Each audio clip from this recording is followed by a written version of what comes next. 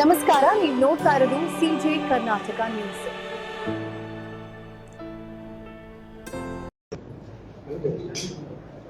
ಈ ಬೇಸಿಗೆಯಲ್ಲಿ ಕುಡಿಯುವ ನೀರಿನ ಪರಿಸ್ಥಿತಿಯನ್ನ ಮತ್ತು ಅದನ್ನ ಸರಿಯಾಗಿ ನಿಭಾಯಿಸಬೇಕು ಅನ್ನೋ ದೃಷ್ಟಿಯಿಂದ ಇಂದು ನಾನು ಎಲ್ಲ ನನ್ನ ಶಾಸಕ ಸಹೋದ್ಯೋಗಿಗಳ ಜೊತೆಗೆ ಎಲ್ಲ ಜಿಲ್ಲಾಧಿಕಾರಿಗಳು, ಸಿಇಒ ಮತ್ತು ಎಲ್ಲ ಅಧಿಕಾರಿಗಳ ಜೊತೆಗೆ ಒಂದು ಸಭೆಯನ್ನು ಇವತ್ತು ದಿವಸ ಮಾಡಿದ್ದೀವಿ. ಪ್ರಮುಖವಾಗಿ ಈ ಸಲ ಮಳೆ ನಮಗೆ ಚೆನ್ನಾಗಾಗಿದೆ. ಮಳೆ ಸುಮಾರು 53% ಅಷ್ಟು ನಮಗೆ ಎಕ್ಸೆಸ್ ಆಗಿದೆ. ಆಮೇಲೆ ಜಲಾಶಯಗಳಲ್ಲಿ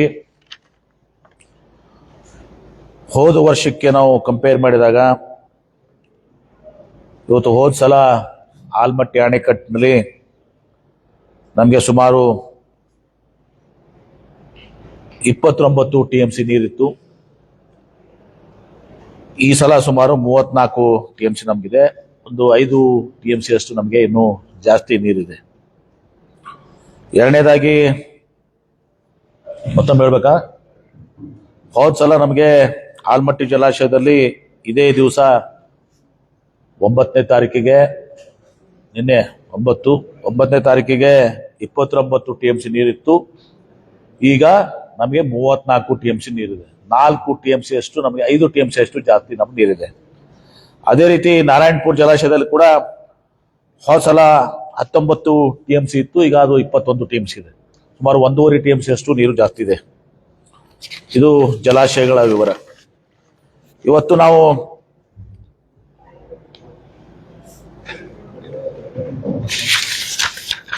ಎಲ್ಲ ಗ್ರಾಮೀಣ ಮತ್ತು ನಗರ ಮತ್ತು ಪಟ್ಟಣ ಪಂಚಾಯಿತಿಯಲ್ಲಿ ಇದೆಲ್ಲ ಕೂಡ ರಿವ್ಯೂ ಮಾಡಿದ್ದೀವಿ. ಪ್ರಮುಖವಾಗಿ ನಮ್ಮ ಜಲಧಾರೆ ಸ್ಕೀಮ್ಸ್ ಎರಡನ್ನೂ ಕೂಡ ರಿವ್ಯೂ ಮಾಡಿದ್ದೀವಿ. ಜಲಧಾರೆ 1 ನಾವು ಅದಕ್ಕೆ ಗಡುವನ್ನು ಕೊಟ್ಟಿದ್ದೀವಿ ಮತ್ತು ಪ್ರತಿ ತಿಂಗಳು ಅದಕ್ಕೆ ಪ್ರಗತಿಯನ್ನು ತೋರಿಸ್ಬೇಕು ಅಂತ ಹೇಳಿ ನಾವು ಎಕ್ಸಿಕ್ಯೂಟಿವ್ಗೆ ನಿರ್ದೇಶನ ಕೊಟ್ಟಿದ್ದೀವಿ. ಜಲಧಾರೆ 1 6 ತಿಂಗಳಲ್ಲಿ ತುಂಬ ಮುಕ್ತಾಯಗೊಳ್ಳಬೇಕು ಮತ್ತು ಜಲಧಾರೆ 2 ಅದು ಮುಂದಿನ ಮಾರ್ಚ್ ಒಳಗಡೆ, ನಮಗೆ ಫೆಬ್ರವರಿಯಲ್ಲಿ ಅದು ಮಾರ್ಚ್ ಒಳಗೆ ಅದು ಎಂಡ್ ಆಗಬೇಕು. ಸೊ ದಟ್ ನಮ್ಗೆ ಮುಂದಿನ ಬೇಸಿಗೆಯಲ್ಲಿ ಅದು ನಮಗೆ ಅನುಕೂಲ ಆಗಬೇಕು ಅಂತೇಳಿ. ಮತ್ತು ಈಗ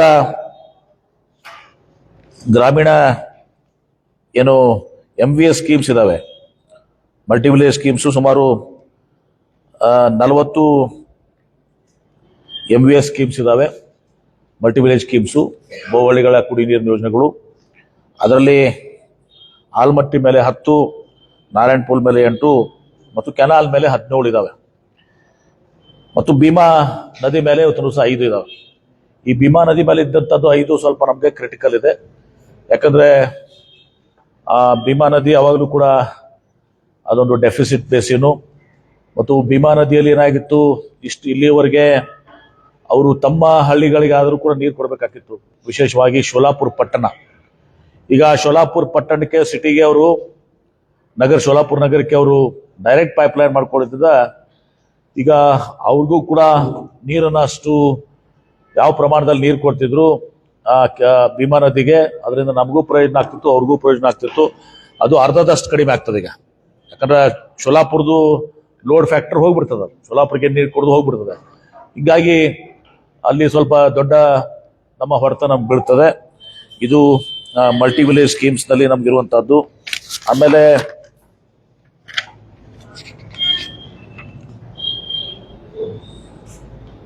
ಇದನ್ ಬೇಕಲ್ಲಿ ಬರಲ್ಲ.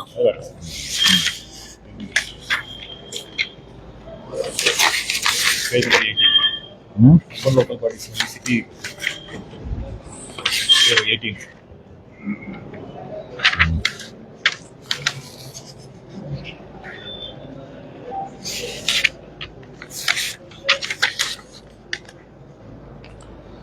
ಪೇಜ್ ಆಮೇಲೆ problematic villages identified. ಆಮೇಲೆ ಎಲ್ಲೆಲ್ಲೂ ಯಾವ್ಯಾವ ಹಳ್ಳಿಗಳು ಸಮಸ್ಯೆಗೆ ಎದುರಿಗಾಗ್ತವೆ, ಕಷ್ಟವನ್ನು ಅನುಭವಿಸ್ಬೋದು ಅಂತೇಳಿ ಅದನ್ನ ಐಡೆಂಟಿಫೈ ಮಾಡ್ಕೊಂಡಿದ್ದೀವಿ. ಸುಮಾರು ಚಡ್ಚನ್ದಲ್ಲಿ 17 ಹಳ್ಳಿಗಳು, ಆಮೇಲೆ ಇಂಡಿಯಲ್ಲಿ 22 ಹಳ್ಳಿಗಳು,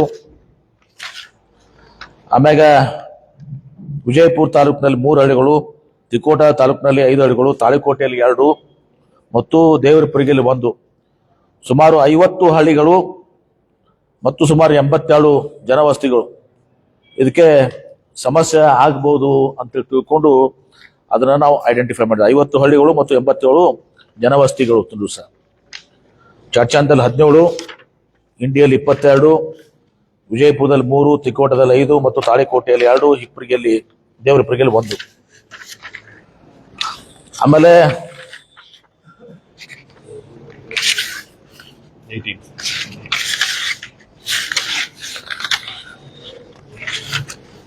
ನಗರ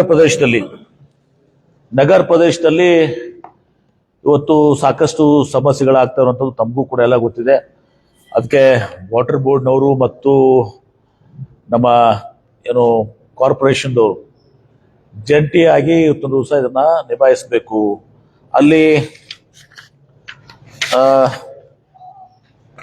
ಈ ಬುತ್ನಾಳ್ ಕೆರೆಯಿಂದ ಕೂಡ ಟೆಂಪ್ರರಿ ಆಗಿ ಇವತ್ತೊಂದು ದಿವಸ ನಾವು ಅದನ್ನ ಪ್ರತಿ ಸಲದಂತ ನೀರು ತೆಗೆದುಕೋಬೇಕು ಮತ್ತು ಅದಕ್ಕೆ ಸೆಪರೇಟ್ ಆಗಿ ನಮ್ಮ ತಿರುಗುದಿ ಕೆನಾಲ್ದಿಂದ ಅದು ರುಟೀನ್ ಏನಿದೆ ಅದನ್ನ ಹೊರತುಪಡಿಸಿ, ಯಾಕಂದ್ರೆ ರುಟೀನ್ ನಲ್ಲಿ ಉಳಿದೆಲ್ಲ ಕೆರೆಗಳು ಬರ್ತವೆ. ಹೀಗಾಗಿ ಅವರು ತಕರಾರು ಮಾಡ್ತಾರೆ.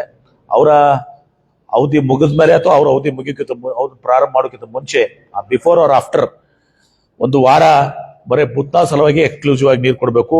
ತನ್ನ ಮೂಲಕ ನಾವು ಈ ನಗರದ ಕೆಲವೊಂದು ಇದನ್ನ ಮಾಡೋ ಜೊತೆಗೆ ಎಲ್ಲಾ ಬಾವಡಿಗಳನ್ನ ಏನಿದಾವಲ್ಲ ನೀರುಗಳು, ಆ ಬಾವಡಿಗಳನ್ನ ಕೂಡ ನಾವು ನೀರನ್ನ ಇವತ್ತು ಕುಡಿಲಿಕ್ಕೆ ಇಲ್ದಿದ್ರು ಕೂಡ ಅಟ್ಲೀಸ್ಟ್ ಬಟ್ಟೆ ಒಗೆಯಲಿಕ್ಕೆ, ಪಾತ್ರೆ ತೊಳೆಯಕ್ಕೆ, ಸ್ನಾನ ಮಾಡಕ್ಕೆ ಉಪಯೋಗ ಆಗ್ಲಿಕ್ಕೆ ಕ್ರಮಗಳನ್ನ ಕೈಗೊಳ್ಬೇಕು ಅಂತ ಅನ್ನೋದನ್ನು. ಮತ್ತು ಕೆಲವೊಂದು ವಾಟರ್ ಬೋರ್ಡ್ನಿಂದ ಕೆಲವೊಂದು ಸಮಸ್ಯೆಗಳೆಲ್ಲ ಇತ್ತು. ಈಗ ಹಿಂದೆ ಕೆಲವೊಂದು ವಾರ್ಡ್ನಲ್ಲಿ 15 ದಿವಸಕ್ಕೆ ನೀರು ಬರುವಂಥದ್ದು ಕೂಡ ಆಗಿತ್ತು. ಯಾಕಂದ್ರೆ ಅಲ್ಲಿ ಕೆಲವೊಂದು ಕೆಲಸ ಕಾಮಗಾರಿ ಆಗ್ಬೇಕಾಗಿತ್ತು. ಅದೆಲ್ಲವನ್ನು ಕೂಡ ಮಾಡಿದ್ಮೇಲೆ ಮತ್ತೆ ಅದೊಂದು ಸ್ವಲ್ಪ ಪ್ರಾಬ್ಲಮ್ಯಾಟಿಕ್ ಆಗಿದೆ. ಅದನ್ನ ಬಗೆಹರಿಸ್ಕೊಂಡು ಈಗ ವಿಜಯಪುರ ನಗರದಲ್ಲಿ ಕೂಡ ಈಗ ಸಮರ್ಪಕವಾಗಿ ನೀರನ್ನ ಇದು ಮಾಡಬೇಕು. ಅದರ ಜೊತೆಗೆ ಇದು ಶಾರ್ಟ್ ಟರ್ಮ್ನಾಗೆ ನಾವೆಲ್ಲಾನು ಕೂಡ ಏನ್ ಮಾಡ್ದಾಗಿದೆ. ಆಮೇಲೆ ಎಲ್ಲಾ ಕಡೆನೂ ಕೂಡ ನಗರದಲ್ಲಿ ಕೂಡ ಮೊದಲೆಲ್ಲ ಬೋರ್ವೆಲ್ಸು, ಬಾವಿಗಳೆಲ್ಲ ಇದಾವೆ.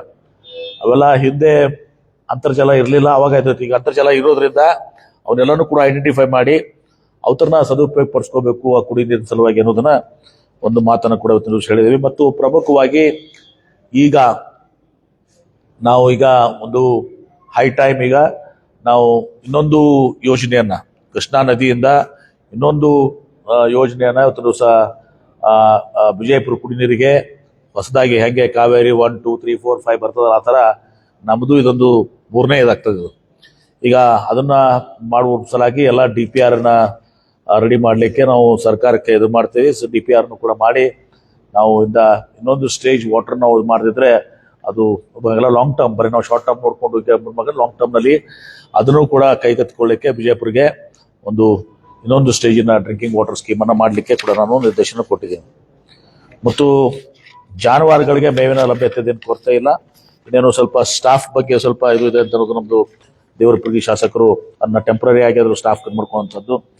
ಬೆಳೆ ಹಾನಿ ಇವತ್ತು ಸಹ ಏನು ಕೃಷಿ ಬೆಳೆ ಸುಮಾರು 4 ಹೆಕ್ಟೇರ್ ಅಷ್ಟಾಗಿತ್ತು.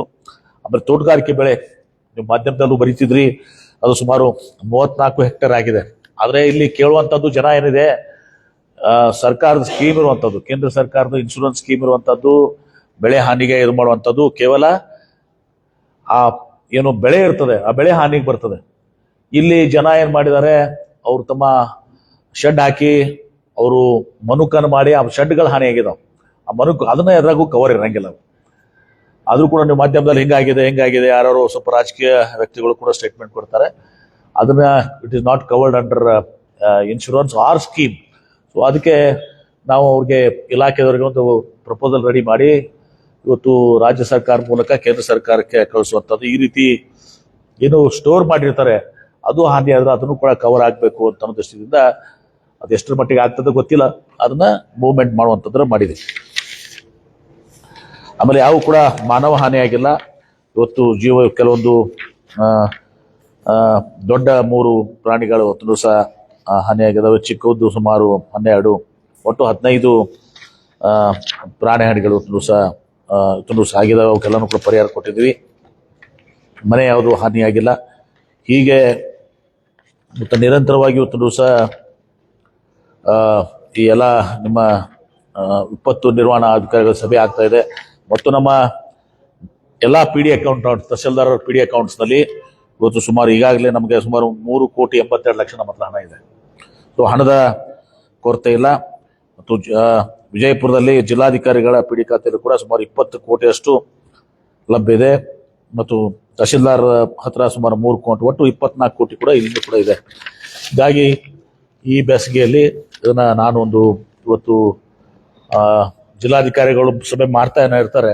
ಆದರೆ ಇವತ್ತೊಂದು ದಿವಸ ನಾನು ಕೂಡ ಒಂದು ಸಭೆಯನ್ನು ಮಾಡಿ ಎಲ್ಲರಿಗೂ ಕೂಡ ಅದನ್ನ ಏನು ಪರಿಸ್ಥಿತಿ ಇದೆ ಆ ಪರಿಸ್ಥಿತಿಯನ್ನ ತಿಳ್ಕೊಂಡು ಸೂಕ್ತವಾದಂಥ ನಿರ್ದೇಶನಗಳನ್ನು ಕೊಡಬೇಕು ಅಂತ ಹೇಳಿ ಇವತ್ತೊಂದು ದಿವಸ ಈ ಸಭೆಯನ್ನು ಕರೆದಿದ್ದೀವಿ. ಎಲ್ಲ ಅಧಿಕಾರಿಗಳು ತಮ್ಮ ಕಷ್ಟಗಳನ್ನ ಹೇಳಿದ್ದಾರೆ.